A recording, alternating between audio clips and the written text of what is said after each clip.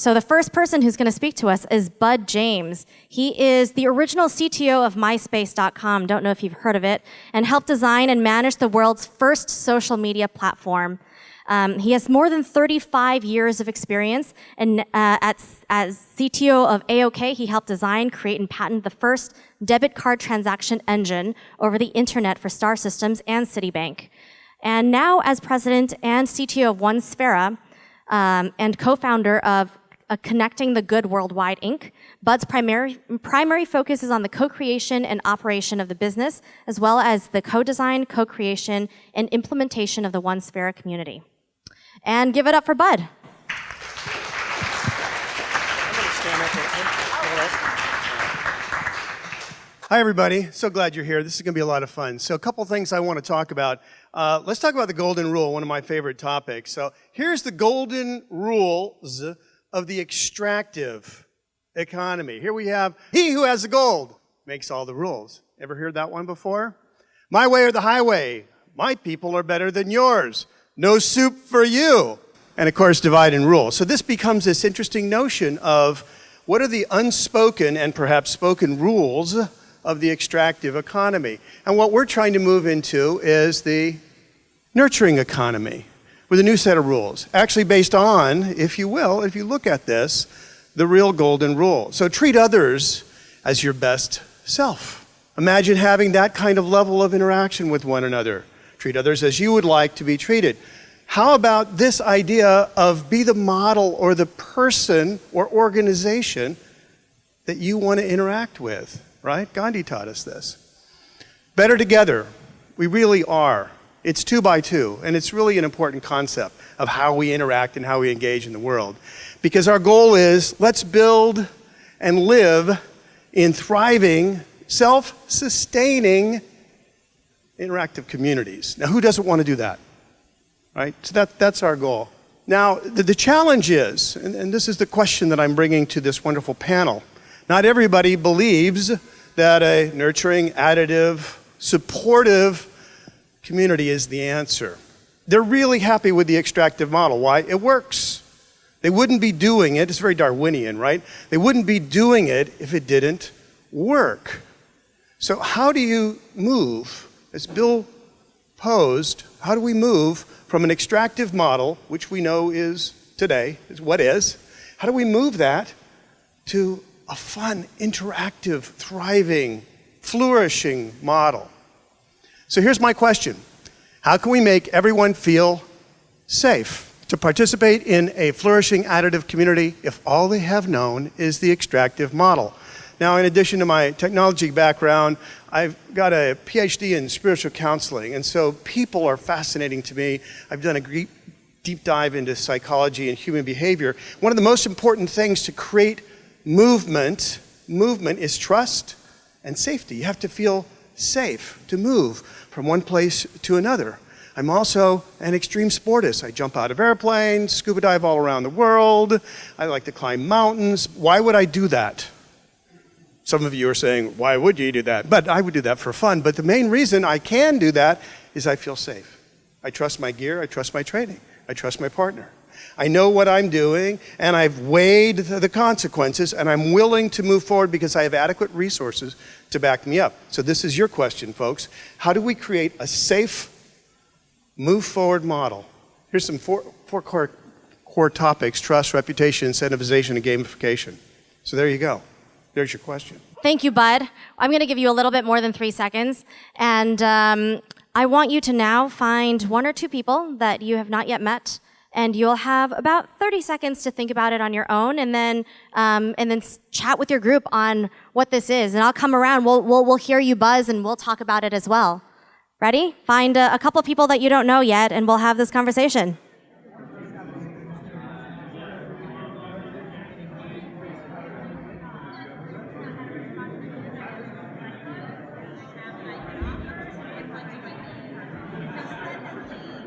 So what's going to happen next is all of you are going to project very loudly because we only have 1 microphone, and this will be recorded and uploaded onto YouTube. You'll have a back and forth, but everything that you say will be repeated by Bud so that we can have it on video so that we can remember it forever. That sound good? I'll have you lead the discussion. Thank you. So I'd love to hear from everybody who feels like they've got a suggestion on how we create safety. So you're suggesting that a series of successes with the right media and the right technology I'm injecting to support this idea of observing growth helps create safety. So injecting education into the process is a real key concept here. And obviously, like you were saying, if you have a seed and then it fails, that's a learning experience. If you cut too many leaves off, that's a learning experience. And then you try again until you're successful. Not unlike Darwin. The key concept here is they have to feel safe, right? And fear is what's keeping them from feeling that level of safety. And in community, we can feel safer, right? Yes, thank you. Someone else, yes. You get to have a microphone. Thank you. Hello, my name is Ruby, and this is such a great question about safety, because in all the publicity recently is about safety for women as a whole all around the world. And this is the reason it took so long for Me Too to happen and everything to surface. So my question for all the men in here, and also the women too, is how do we get support from more masculine men to support us on this issue so it is safe for us to speak out and not feel we have to hide? So that's a question that I would like to pose, because we can't do it on our own. You know, it was great with the Women's March that so many men came out, but now we really need to have good masculine men, like I said, speak out for us, that we can go to, that we can trust, who will back us when we say that we're getting abused, you know, and then to support us to express our voices. So that's my request and that's my question. How do we get more of you to support us? You know, I love that. And in fact, we have 1 minute. All right, so we can do a breakout on that, of course. One of the UN SDGs is gender equality. It's really an important concept. Okay, who else has something that they want to say? I'm Josh, and what we discussed is really getting a taste of the honey. Like, what would it be like to be 2 days in a transformative ecosystem where you have all these things working already, where you have all the experiments already run, and someone can just come in and experience what it's like to be an inclusive community. We really drew on Burning Man, transformative festivals, travel, all these experiences that are experiential and immersive, which take you to a new place in yourself. And you know, that's what Bill was talking about when he was talking about nurturing and mentoring, because that's what the community needs to provide to the new people who come in, so they understand exactly what does success look like. That makes it safe. Thank you, Josh. Do we have one more, or do we not? Okay, a big topic for our group was how do we not make more of the same, and how do we not make more Googles and Amazons that are big guys, and then how are we not making more extractive economy where people are pulling too much off the top? And so we were talking a lot about decentralized and distributed systems and making sure that people have their own control over personal data, and lots of little communities and little connections being really important. And just would love to hear your thoughts too on how you kind of safeguard not creating more of the same as we pass the internet to the rest of the world. Well, that's a great question. I think the best way to do that is to reverse the value chain. That's one of the things that Bill was implying in these triangles. Instead of the money flowing up, we want to turn that around. We want the money to flow back down. We want the people who participate in the activities of the community to be rewarded. By doing that, you're going to reduce the monopolies. You're going to reduce the desire to have the monopoly, because the fact is the money will be with the community, with the people. That's how you do that. Thank you, Miranda. All right, I guess that's it for me, huh? Thank you so much, Bud. My pleasure. Thank you. And happy holidays. Edward West is an entrepreneur and product designer building infrastructure for the new economy. He's the co-founder of Hylo, a next-generation social networks that enables groups to communicate, collaborate, and share resources. He's also the co-founder of Impact Hub Oakland and Mission Motors. Edward believes that a vibrant, connected, collaborative humanity can heal divides and connect each of us to our deepest gifts. He's an advisor to numerous startups and has taught at entrepreneurship at the Presidio Graduate School and California College of the Arts MBA in Design Strategy. Give it up for Edward.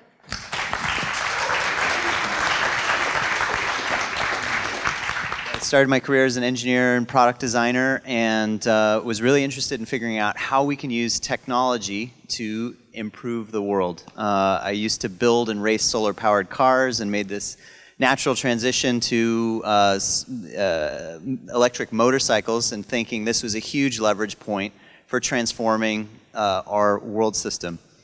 And so I built this company, Mission Motors. We were doing all this cool stuff, setting world records, won a Motorcycle of the Year award in a major motorcycle publication, selling parts to Caterpillar and Honda and all kinds of stuff. And we kind of got caught on the wrong side of the system, where we were on opposite sides of the table with our investors. And what I was watching was a very kind of short-term perception of how they wanted the world to work, and I watched all of this amazing technology not really see the light of day at scale. And I was really struck in that moment that what we actually needed was not kind of more hard technology, but sort of this a new kind of social technology to enable the extraordinary resources and skills and capacities and abundance in rooms like this one to actually move seamlessly and flow. And so I started thinking about how we can actually create these regenerative, collaborative, resource-sharing ecosystems. First, by creating an on-the-ground instantiation at Impact Hub Oakland, and then thinking about, okay, how can we actually scale this? How can we build this technology infrastructure to enable resource-sharing, collaboration, and actually building a new future together at a scale of a global connected humanity. And so that was where Hylo, my newest project, comes in. And so it enables groups like this one that are full of extraordinary resources and capacities and skills to actually start to have those resources and skills be visible so that we can actually connect and collaborate and build this new world together, because it's so important. And so what I'm interested in asking all of you is, so this community is extraordinary, and even here, there's a little bit of a lack of visibility of what's going on. So we're starting with these communities, but how do we actually scale the kind of generosity and the kind of collaboration and the kind of resource exchange without pushing things through the bottleneck of scarce capital? How do we scale the interactions that we have maybe in a family or a small company to actually encompass all of humanity? What would that look like? What's necessary? We don't necessarily need to compete with each other in a sense, in some kind of a zero-sum game where we're all assuming there's not enough to go around and we're trying to destroy each other. What does coherence, harmony, and collaboration look like at a global scale, and what does it take to get us there? If you really want to stick with your original group, you can, but try to find people that you don't know yet.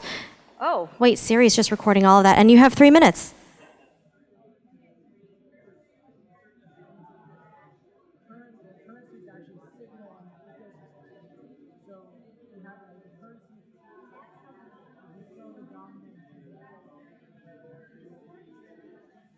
So what do you think? Who's got ideas? Who's got answers? I'd love to hear. Raise your hands and go ahead, sir. 2 things we talked about. One was an example of something that seems to be working is the Mondragon Cooperative in the Basque region of Spain, where they flipped the value structure. It's people first and money last. That was their principal founding initial condition, if you want to call it that. And that would be something we'd all have to really be trained on how to really do that. Second thing is all of us being aware that we've been raised in primarily, not everybody here, but most of us, in what's called an independency-based culture. It means from the day before conception, we've been completely conditioned to value and think about our individuality, which makes it really hard to act and care about others. Other cultures, and anthropologists have studied this for a while, are raised on a dependency-based consciousness and way of thinking, where everybody is caring about everybody else. So we might kind of, mix the two and get an interdependency mix. Second thing was restoring the connection with all things, destroying the illusion of separateness, which sets up the dichotomy between us and anything, us and the environment, us and one another. If we can destroy that illusion of separateness and have a real experience of oneness, there will be no choice about destroying one another or an environment. We'd be very sensitive to the environment and one another and always be interacting with it in a way that's generative as a whole. There wouldn't even be a choice. It'd be simple, actually, at that point. That was some of the things we talked about. Awesome. Thank you. I love the question. My group here recommended. I was talking about creating content using social media, using YouTube. If you're a writer, you write a book about it. If you're a teacher, you talk to the kids about it, create a project about it. And I was like, I'm a rap artist, so write a rap song about it. And she's like, you should go and rap it. So I thought of the last rap that I wrote, which was, I believe in just one thing, infinite abundance for all beings, so we can live like kings and queens, doing what makes our hearts sing. I believe in the new currency of trust and of equality for my brothers and sisters, because we all came here to be. So basically, that was our solution. Yeah, thank you. Thanks. And since hip hop is a language of youth worldwide, and like wherever you go in the world, you'll see them breakdancing, you'll see graffiti. So why not put back, this type of message into hip hop music, make it educational, spiritual, conscious. So that's what my mission is. Thank you.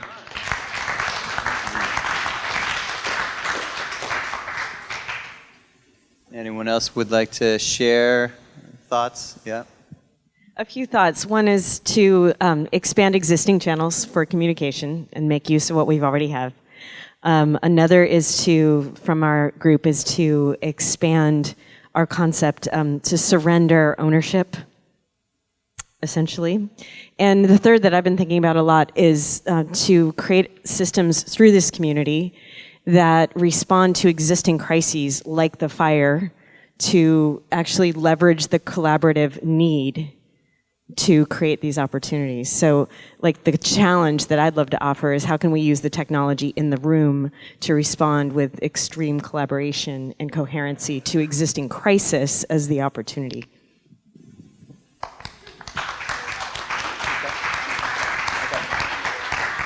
What's that?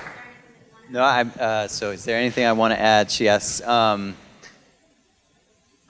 I don't know, man. This is a question I'm chewing on, and the way I'm thinking about it is sort of building trust and community and collaboration in smaller groups, and then successively connecting those to other groups, and helping to figure out how do you create a set of signals across boundaries that enable resources to flow at scale where they're needed in each kind of sector across all of them. So that's the kind of harmony, global harmony at scale through massive coherence through signals and all kinds of cool things. So we're working on it.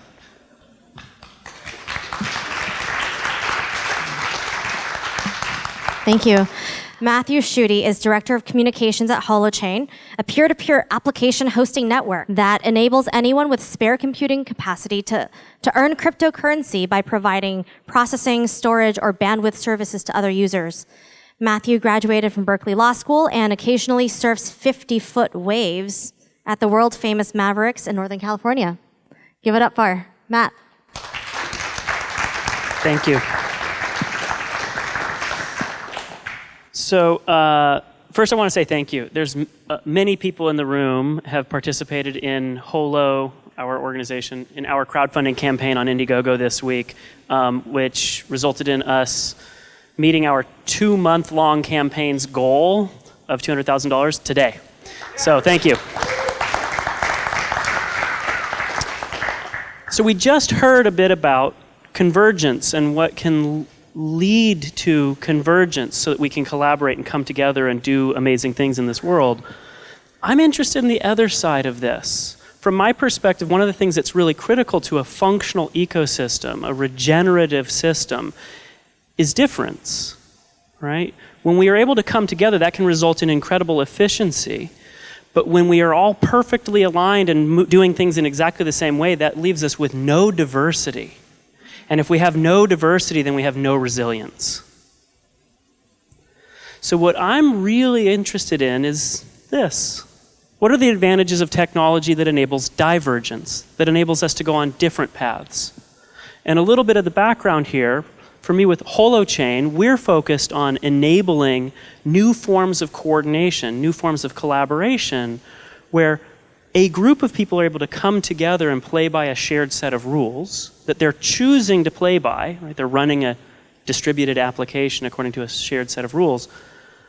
But they can then also interact with somebody else. One individual in that might also be running a different shared set of rules with another community. Or they can decide, hey, I don't like playing by these rules anymore. I'm going to take my data and go home. Or start playing with some other people with 250 characters instead of 140. You know, I'm doing super Twitter or long-winded Twitter. In natural ecosystems, we'll see things like grass, which pays attention to certain signals. The signals that grass pays attention to are light, carbon dioxide, water. It takes light and carbon dioxide and water and it manufactures glucose and oxygen.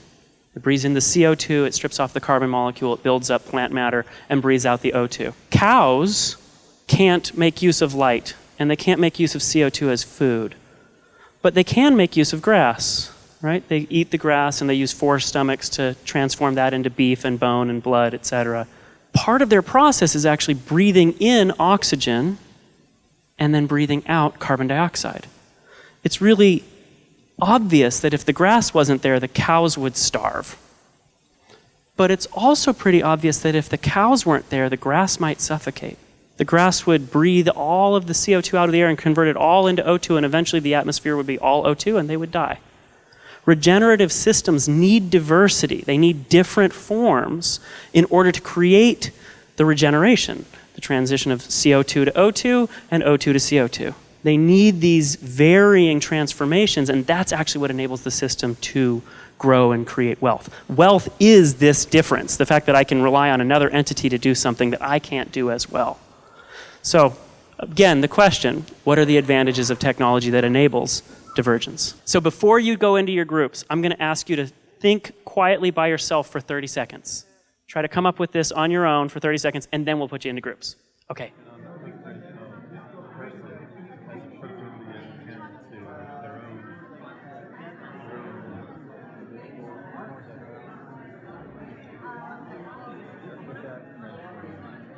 Okay, who's got something they want to share? Come on up. Who's got?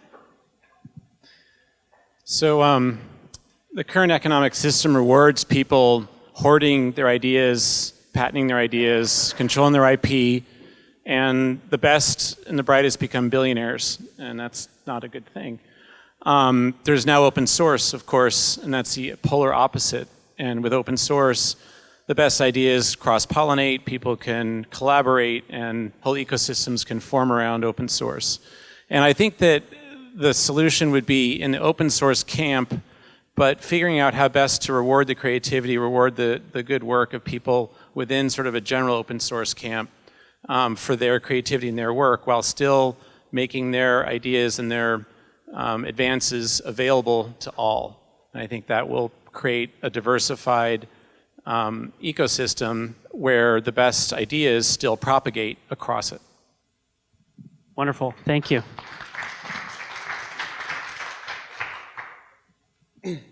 So this is a bit more of a meta point about just divergence in general. So there's a philosopher, Edgar Morin, who spoke about the importance in understanding the difference between disjunction and distinction.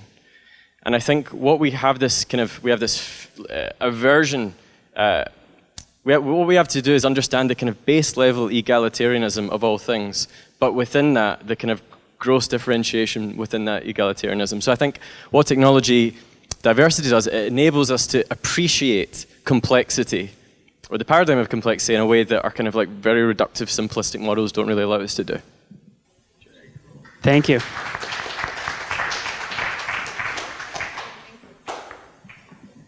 So, I was thinking, what brought you here tonight? It was your desire for something.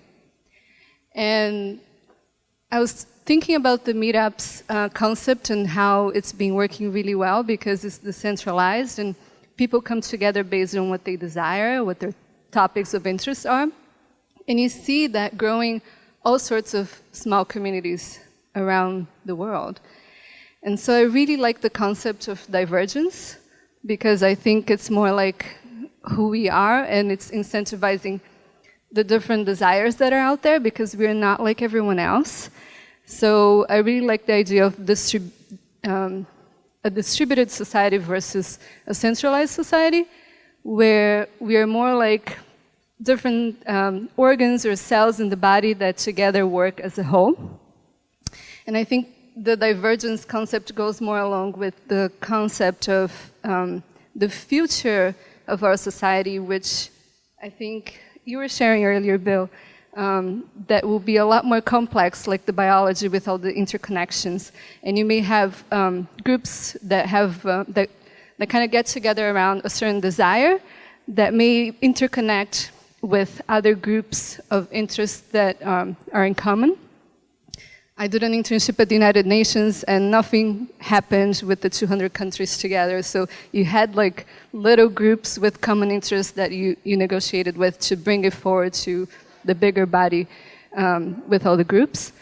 And our desires will evolve as well. So we may not be in like a few little groups throughout our whole life. We may actually go and explore into other groups and then form all sorts of interconnections. I think it's really exciting. Thank you very much. Do we have time for one last one? Okay.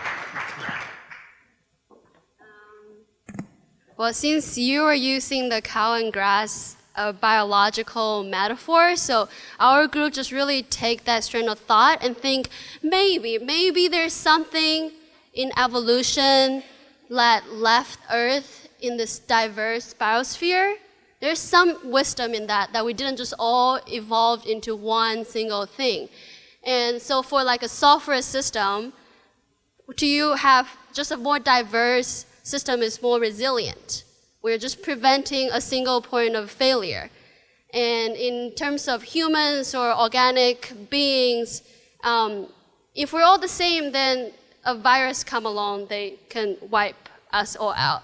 A bug for a software system, it just disable the whole thing. So I think we were thinking a lot along the terms of resilience. Thank you. Thank you all. Thank you, Matthew Schutte.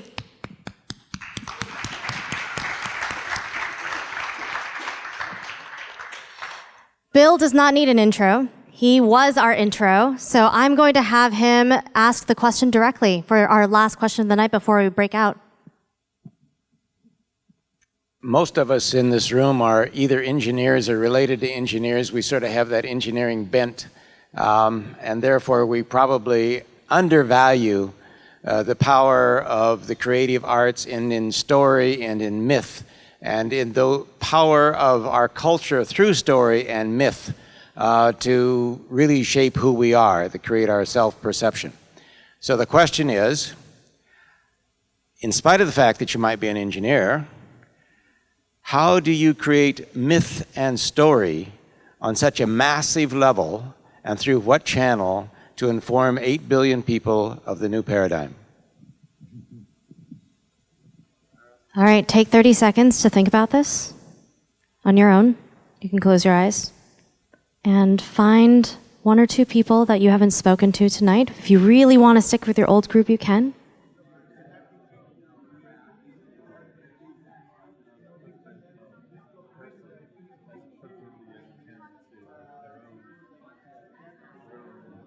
Okay, who has comments? Hi, I'm Stephanie. I study the mythic properties of science for a living at Oxford. There are a lot of people in the world right now who are trying to use science as a means by which we can create some sort of universal myth. Some means by which we can unite humanity with this shared purpose and vision. They say science is the way that we can all see ourselves in kinship or what have you. The problem is that it just doesn't work. Pretty much anybody in the study of the philosophy or religion will tell you that creating a myth for 8 billion people, especially just from one particular Western perspective, is never going to work. There are many properties of myths that are necessary in order for them to appeal to people. One of them is solidifying their own particular group identity, right? And being rooted in a local place. And so probably what I would say that the most important thing for us to do if we want to create values of shared additive myths would be to ask people in particular cultures. I would maybe create surveys or something, find a way to reach people and ask them, okay, in your community, how can we start conversations about connecting with the rest of the communities in the world? Thanks. So I think the question that we were being asked was really, how do we create enough stories to inspire this change? And I think it comes back to questions. We want to be listened to. We look at the Me Too movement. People want to be listened to. So if we pose inspirational questions to people and we give them a platform, the stories will be told. And I think it really comes down to it. What are the questions we want people to ask of us?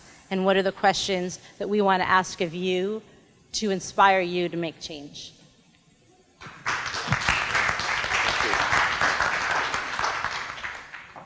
So we were talking about something kind of similar in our group, which is that there really shouldn't be a problem creating enough content, because you don't have to be like a creative person to write stories. Everyone has their own story that they can share, and that's a really good way to connect with people. But the problem that we noticed with a lot of content online, especially right now, is that a lot of it is monetized in some way. So we're creating content for marketing, and that's like primarily why people write stories and share them online. So that needs to be something we address somehow.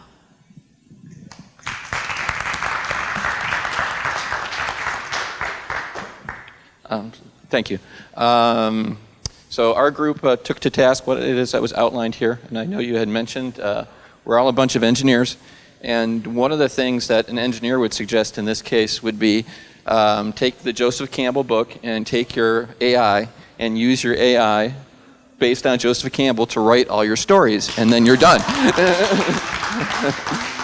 And that's it.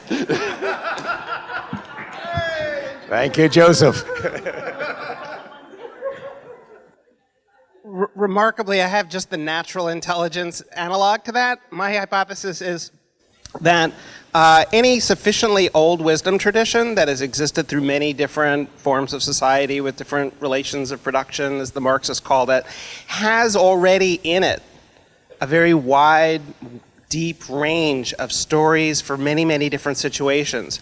If you are convinced that sufficiently old ones probably have it, you can find it or you can recast it and you can reinterpret it. There are very few religions with any durability that are actually very fundamentalist and literal. They all have interpretive layers, and there's tremendous depth and range in the experiences and fantasies and ideas and sport of myth in there, and that's where to go.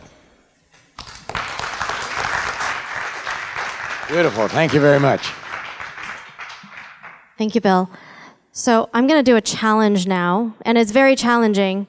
I want to ask all the panelists, what can we do today? What can we do now? What can we actually do? We're here listening, but we don't know what to do yet. And I'm wondering if in 5 seconds, 5 to 15 seconds, I'm trying to keep it real short here, if there's any possible chance to keep it short, because I do want to put you guys in breakout groups. It's just such a great opportunity for everyone to talk to you.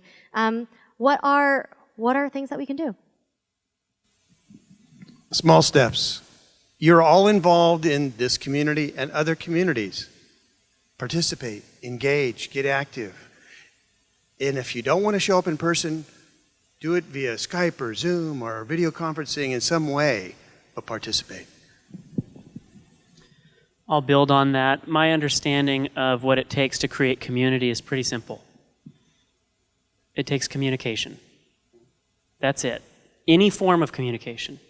As long as you are interacting, you will start to influence one another and be influenced by one another. And so we've got a form of community here, and we'll be able to expand upon this or extend this through lots of other little forms as well. Not all as one. You know, some of us will maybe date, right? There might be people who met tonight who will begin dating and get married. That's a type of community. It's a different type of community than folks that are jumping on Skype calls. hopefully. Your results may vary. But communicate, that's it. I think we have to match value. We have to match currency with social activity. And that's what the old economy does. It matches currency with some kind of social activity. Almost every presentation I give these days, I talk about Muhammad Yunus and his new 3 Zeros book. Basically what he's talking about is turning away from always looking for unicorns and looking for something that's much more sustainable.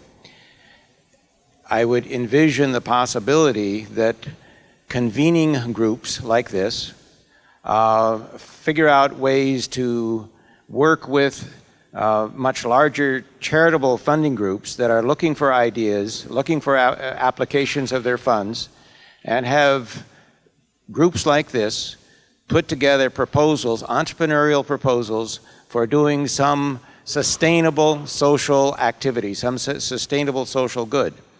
And use the power of your social platforms that you have represented here in this room to figure out how to find the people you want to work with, and then put together applications to these larger funding groups for sustainable social change.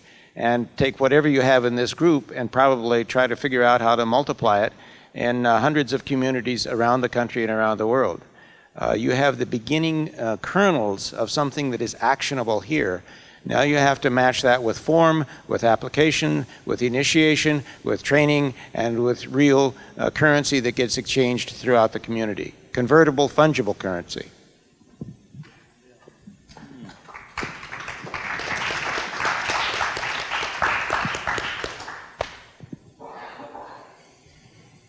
So I think I'm going to take a slightly different approach and say